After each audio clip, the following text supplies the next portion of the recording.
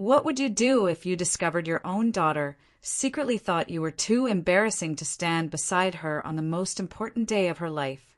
Well, buckle up, because what I did next will blow your mind. Hi, I'm Sarah, and welcome back to Ultimate Family Dramas. If you're new here, we share the most jaw-dropping family stories that'll make you question everything you thought you knew about love, loyalty, and revenge. And trust me, today's story is going to leave you absolutely speechless. So picture this. It's a Tuesday morning, and I'm having my usual coffee when my phone buzzes. A text from my 25-year-old daughter, Emma. But here's the thing, this wasn't meant for me. This was clearly an accidental group text that was supposed to go to her bridal party. And what I read next, it shattered my world. The message read, "Guys, I've been thinking maybe we should keep Mom out of the bridal party. She's just so embarrassing. Like, remember at Jessica's wedding how she laughed too loud during the ceremony? And her fashion sense is stuck in the 90s. I can't have her as my maid of honor. Sarah can do it instead." I sat there staring at my phone, reading those words over and over again. 25 years of raising this girl. 25 years of sacrificing everything for her dreams, her education, her happiness. And this is how she really saw me? As an embarrassment? Now, let me give you some context here. Emma had always been my pride and joy. After her father walked out when she was just 3 years old, it was just me and her against the world. I worked 2 jobs to put her through college. I was there for every heartbreak, every triumph, every late-night study session. When she got engaged to Marcus 6 months ago, I was over the moon. I thought we were planning this wedding together as a team. But apparently I was wrong. The text continued. We need to figure out how to break it to her gently. Maybe tell her we're keeping the bridal party small?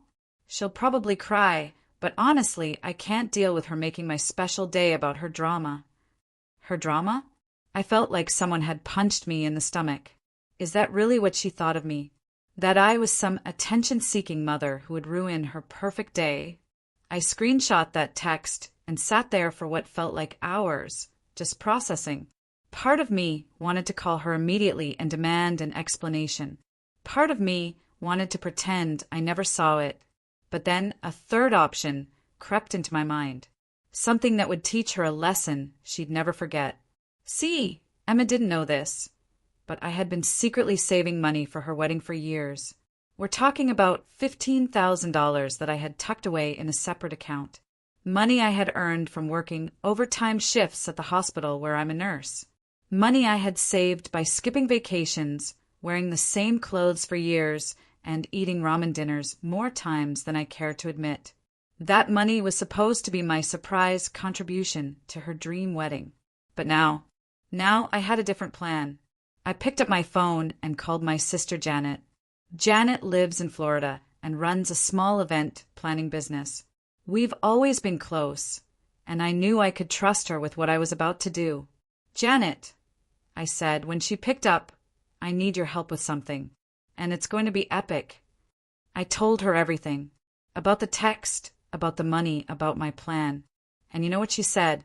She said, "Sarah, it's about time someone taught that girl some respect. Let's do this." Here's what we did. Instead of confronting Emma directly, I decided to let her dig her own grave a little deeper. Over the next few weeks, I played the perfect, clueless mother. When she came over for dinner, I'd casually bring up wedding plans. "So, honey," I'd say, "have you thought about your bridal party yet? I'm just so excited to stand beside you on your big day." And every single time, she'd get this uncomfortable look on her face and change the subject. "Oh, we're still figuring that out, Mom. There's plenty of time." Meanwhile, I was getting more accidental texts, messages about how they needed to find a way to keep me from wearing something totally inappropriate to the wedding, how they were worried I might embarrass them in front of Marcus's fancy family. One text even suggested they should have the wedding on a day I couldn't attend because of work. Each message felt like a dagger to my heart, but it also strengthened my resolve. This girl needed to learn what it meant to lose the people who truly loved her. 3 weeks later, Emma finally worked up the courage to have the conversation. She invited me over for lunch, and I could tell she was nervous. She kept fidgeting with her engagement ring and avoiding eye contact. "Mom," she started, "Marcus and I have been talking about the wedding, and we've decided to keep things really small and intimate. Just immediate family, you know." I nodded along, playing my part perfectly. "Of course, sweetheart. Whatever makes you happy. So we're not really having a traditional bridal party. No maid of honor, no bridesmaids. Just us and the officiant." I could see the relief washing over her face as she thought she'd successfully delivered the news without having to admit the real reason. But I wasn't done yet. "That sounds lovely, dear. Very romantic and personal." She smiled, thinking she was in the clear. But then I dropped my bombshell. "You know what? This actually works out perfectly because I've been meaning to tell you about my own exciting news." Her smile faltered slightly. "What news?" "Well, your Aunt Janet has been begging me to visit her in Florida for months, and I finally decided to take her up on it. I'm actually flying out next week for an extended vacation, maybe a month or two." Emma's face went pale. "But Mom, the wedding is in 6 weeks." I shrugged casually like it was no big deal. "Oh, I know. But you said you wanted it small and intimate, right? And honestly, between you and me, I've been feeling a bit out of place lately. Like maybe I don't quite fit into your new life." The color completely drained from her face. "What do you mean?" "Oh, nothing specific. Just little things. Comments here and there. You know how it is when you get older. Sometimes you start to feel like you're more of a burden than a blessing." I could see the panic starting to set in. "Mom, you're not a burden. Of course we want you at the wedding." "Are you sure? Because I wouldn't want to embarrass anyone with my loud laugh or my outdated fashion sense."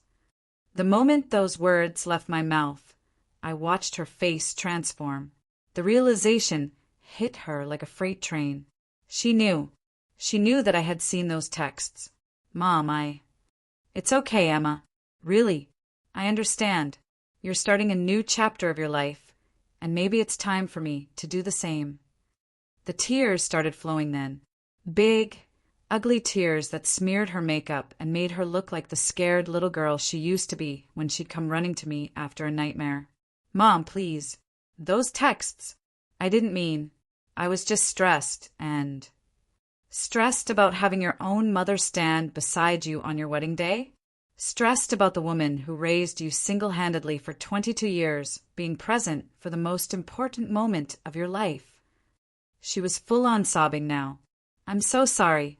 I don't know what I was thinking. I was being awful and selfish and..." "You were being honest, Emma. And I appreciate honesty, even when it hurts." I stood up to leave, but she grabbed my arm. "Mom, please don't go to Florida. Please don't miss my wedding. I can't do this without you." And that's when I delivered the final blow. "Emma, I want you to think about this very carefully. If I come to your wedding, are you going to spend the whole time worrying about whether I'm embarrassing you? Are you going to be watching my every move, cringing at my laugh, judging my dress? Because if that's the case, then maybe it really is better if I'm not there." She was crying so hard she could barely speak. "No, Mom. I swear. I was being stupid. I was letting other people get in my head. You're not embarrassing. You're amazing. You're the strongest woman I know." "Other people? What other people?" And then the truth came pouring out. Apparently, Marcus's mother had been making subtle comments about me since the engagement. Little digs about my job, my apartment, my clothes. She had been poisoning Emma's mind, making her feel ashamed of her own mother. She kept saying things like, "I hope your mother knows this is a sophisticated affair, and perhaps we should send her some guidance on appropriate wedding attire." I started seeing you through her eyes instead of my own, and I hate myself for it. Now we were getting somewhere. I sat back down and looked my daughter in the eye. "Emma, let me ask you something. When you were 8 years old and broke your arm, who sat with you in the hospital all night?" "You did." when you couldn't afford textbooks in college, who worked extra shifts to make sure you had everything you needed.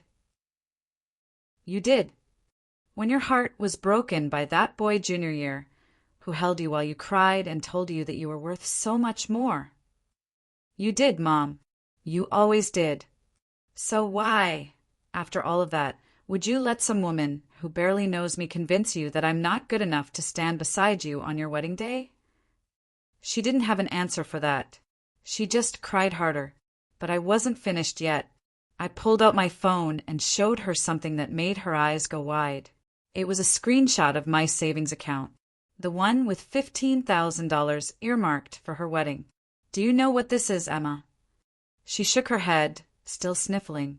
This is money I've been saving for your wedding for the past 5 years. $15,000 that I earned by working double shifts, by skipping vacations, by sacrificing things I wanted, so that I could give you the wedding of your dreams. Her mouth fell open. Mom, I had no idea. Of course you didn't, because unlike some people, I don't make everything about money or status or what other people think. I just wanted to make my daughter happy. The guilt was written all over her face now. Mom, I'm so sorry. I'm so sorry. Emma, here's what's going to happen. I'm still going to Florida next week.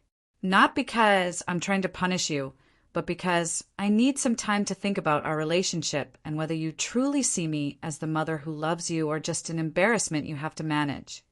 She started to protest, but I held up my hand. However, I'm going to leave this money in the account. If, when I come back, you can honestly tell me that you want me at your wedding, not because you feel guilty, but because you genuinely want your mother there, then this money is yours. All of it. And if I can't, I smiled sadly. Then I'll use it to take a really nice vacation. Maybe I'll go to Europe. I've always wanted to see Paris. The next morning, I flew to Florida. And for 2 weeks, I turned off my phone and just breathed. I spent time with Janet, walked on the beach, read books, and rediscovered who I was outside of being Emma's mother. When I finally turned my phone back on, I had 47 missed calls and over 100 text messages, all from Emma. The messages started angry. Mom, you can't just disappear like this. I need to know you're okay. Then they became desperate. Please call me back. I'm worried sick. Marcus doesn't know what to do. Then came the realization. I've been thinking about everything you said, and you're right. I was horrible. I let someone else make me ashamed of the most important person in my life. And finally, the breakthrough. Mom, I uninvited Marcus's mother from the wedding. She's been toxic, and I should have stood up to her from the beginning.